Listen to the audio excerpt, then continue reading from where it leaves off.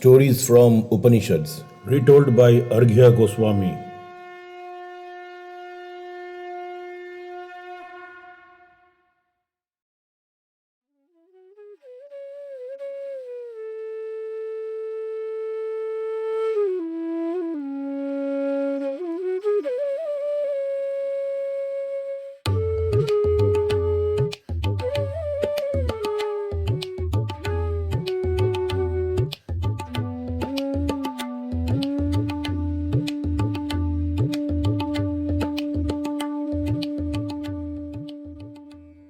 Dear friends, welcome to today's episode, which is a continuation from my previous episode of Shat Prashna or 6 questions. In my last episode, I covered the first 3 questions on origins of life, how many gods are there in human body and which one is the greatest among them. And the last question was about the origin of prana or the life breath.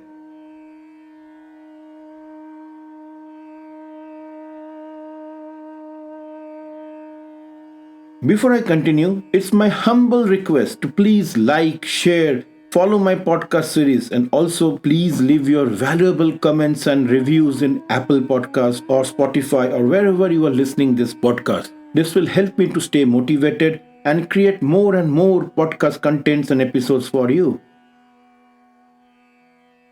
Now let's begin today's story. Once Sage Pipalada ended his response to the third question, Gaargya asked his question to the great sage. O Venerable One, please tell me, when a man sleeps, who is it that really sleeps within him?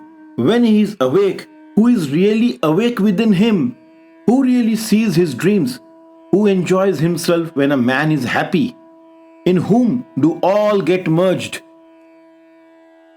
Pipalada smiled and answered, O Gaargya, just as at the end of the day, all the rays of the setting sun becomes unified into an orb of light, and when it rises again next day, the rays scatter out in all direction, glowing brilliantly, so does the mind.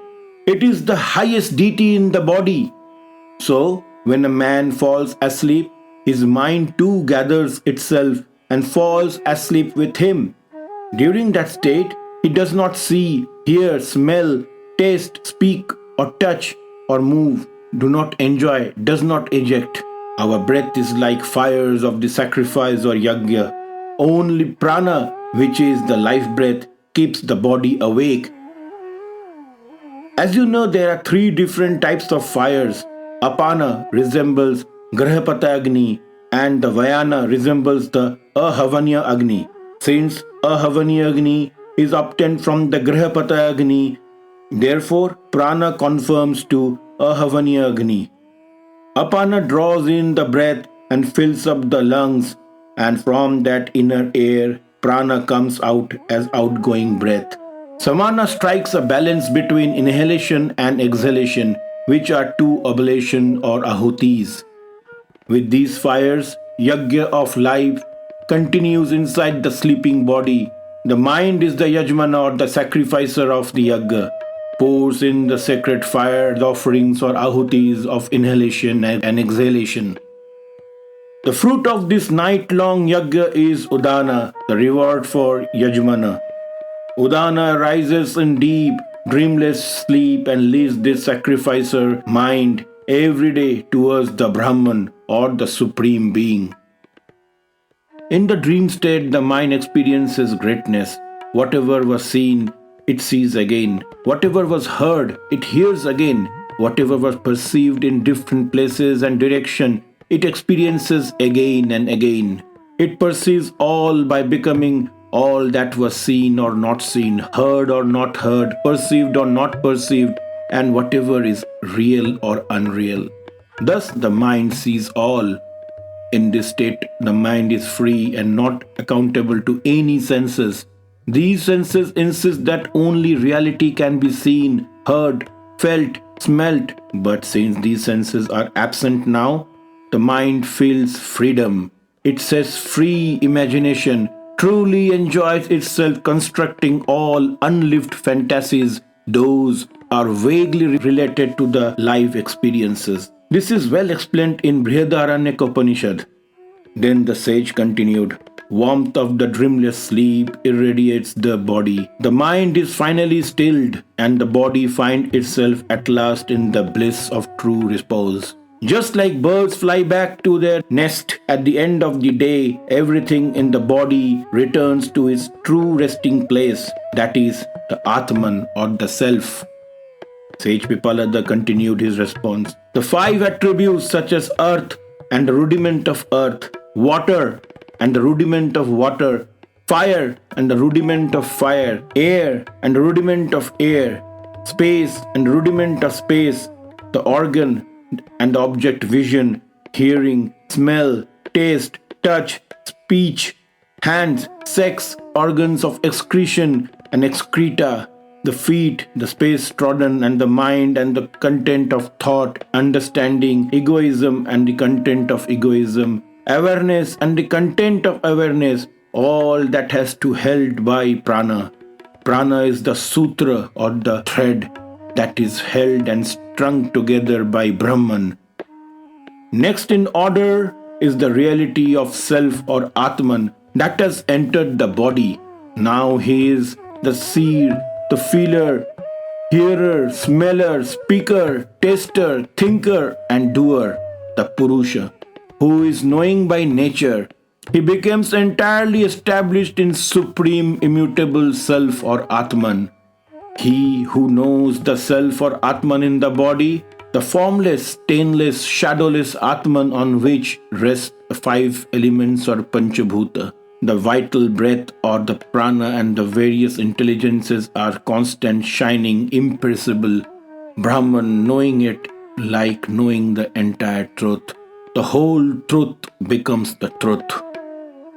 Parame vaksharam pratipadayate sa yo ha vai tajach yam shariram lohitam shubhram aksharam vedete yastu saumya sa sarvajya sarvo bhavati tadesa slokaha, which means he who realizes that shadowless, bodiless, colorless, pure, immutable attains the supreme immutable self. O amiable one, he again who realizes become omniscient and all. Illustrative of this, there occurs this verse. With this verse, the sage concluded the response to the fourth question from Gaargya. Next on the line was Satyakama Saiba, son of Shibi. He asked his question. This was the fifth question of Prashna Upanishad. He asked his guru with folded hands, O Guru, when a man meditates on a sacred syllable, Om, for his whole life, which world does he really win? Pipalada replied, O dear Satyakama, that sacred syllable of Om is higher one, that is the supreme universal spirit or Brahman, and the lower one, that is the self or Atman. Only by contemplating deeply on Om without any distraction, one may reach higher. The illuminated soul attains either of the two by meditating on Om. Om is the nearest symbol of Brahman. Friends, before we continue with Pipalada's response any further, let me tell you a short incident of my grandfather, late Sri Anuplal Goswami. He was resident of Darjeeling in West Bengal. In those days, India was adorned with great Hindustani classical singers such as Ustad Bade Ghulam Ali Khan. My grandfather happened to be a good friend of Ustad Bade Ghulam Ali Khan. Once, he was preparing for his concert and wished to sing his bhajan, Aum Tat Sat. Just before recording the song, he asked my grandfather, Gosai Babu, what is the correct pronunciation of Om? My grandfather replied, Ustad ji, it is Om and not Om. He clarified his doubt and explained him how to stress on Om, that is A-U-M and not O-M. This was a fitting place where I could remember my grandfather through this small incident. Although I have not seen him but heard many of his tales from my father.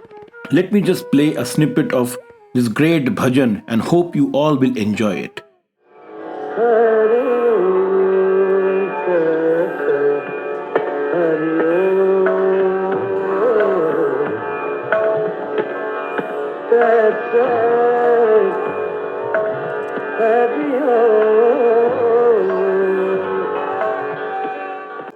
Well, that was the bhajan by Ustad Bade Ghulam Ali Khan, and you can find the full version on the YouTube.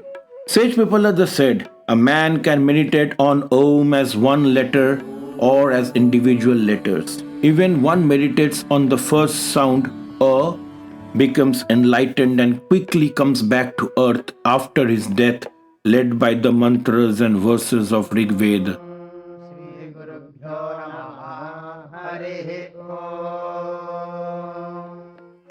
He is blessed with qualities of austerities, self-control, continence, and faith to lead a full and happy life of men. When a man meditates with first two syllables, that is, Au, is conveyed to the intermediate world, the world of moon, after his death. He is led there by the rituals and verses of Yajur Veda.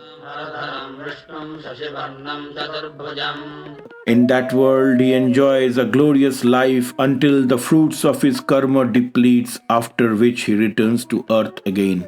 When a man meditates on the Supreme Purusha with all three sounds, Om is escorted to the world of sun after his death, led by the melodious verses and chants of Samaveda.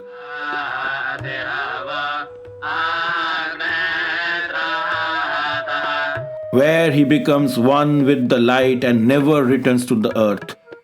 As a snake becomes freed from its slough, exactly in the similar way, he becomes freed from the sin and is lifted to the world of Brahma or Hiranyagarbha. From this total mass which is Hiranyagarbha, he sees the Purusha who penetrates every being and is higher than the higher one. Then, Pipalada recited the verse, Tisto matra mrityu matah prayukta anyon sakta anvi prayukta krisayu bhaya bhayantara madhyamasu samyak prayuktasu na kampate gana, which means the three letters are within the range of death, but if they are closely joined to one another and not divergently applied to different objects and are applied to the three courses of action, external, internal, and intermediate, that are properly resorted to, then the man of enlightenment remains undisturbed. The sage concluded his response by saying, Dear Satyakama, these three sounds, Om, cannot lead a man beyond death. Wise men meditate on all of them as one. This world is attained by Rigvedic mantras, the intermediate space is achieved by Yajurvedic mantras, and the inner space is reached by Samavedic mantras. The lettering Om resonates in his heart without any pause. He attains that threefold world through Om alone. He is freed from all fears. He crosses beyond old age and death and attains that is serene, which is luminous and which is everlasting, peaceful, supreme reality. This statement concluded the fifth question from Satyakama. The last of his students, Sukesha Bharadwaja, asked his question. This was the sixth and the last question of Prashna Upanishad. Sukesha Bharadwaja asked his guru, O Bhagwan, once Hiranyabha, the prince of Kosala, approached me with his question. O Bharadwaja, do you know the Purusha or the person with 16 parts? I could not answer him. He went away silently in his chariot. So, O Guru, please tell me who is that person who possesses 16 parts? Pipalada gently smiled and replied, O Sukesha, right here inside our body is the person from whom and in whom 16 parts originate. Saying this, the sage narrated a small account. This person who is Aatman or self thought to himself, there must be something that comes into the body when I enter it and fills it with life. And when I leave the body, it also leaves, withdrawing life out of the body. I must create such a thing. And so he created prana, the life breath. From the life breath came the faith or shraddha. From the faith came space. From the space came air. From air came fire. From fire came water. From water came earth. From earth came organs. And from organs came mind. From mind came food. From food, he created energy. From energy, the penances and the self control we undertake. From the penances came the chants and the mantras, and from the mantras and chants came the rites. From the rites or the actions we perform, from the actions, world where we inhabit and not inhabit was created, and the names of everything in this world was created. These were the 16 parts of Atman. Then Pipalada continued, for it is only once a thing that has been named that can stand apart from others.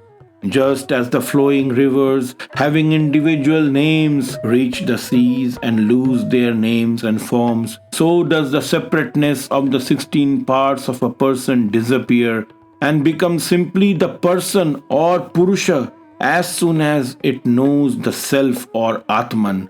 That one, the person or Purusha, is beyond name, form, and is immortal. Then the sage recited a verse. Ara iva rathana bhau kala yasmin pratinishtaha tam vedham purusham vedha yatha ma vo mrityu pari vetha iti, which means you should know that Purusha who is worthy to be known and in whom are transfixed the parts like the spokes in a chariot wheel, so the death may not afflict you anywhere. The sage concluded, I know this supreme Brahmans thus far only. Beyond this, there is nothing. After listening to the answers of their questions, all 6 hermits collectively saluted the great sage by saying, you indeed are our father who have ferried us across the Nisines to the other shore. Salutations to the great rishis, salutations to the great rishis. So friends, that was the end of today's episode. Please do write to me at arghythings@gmail.com. Also, do put in your review and comments about the show in Apple Podcasts, Spotify, and wherever you are listening this podcast. Please do visit my Instagram page through my handle at arghythings. Again, my earnest request to you to keep me motivated by simply following, sharing, clicking, reviewing, and downloading my podcast. These stats means a lot for me.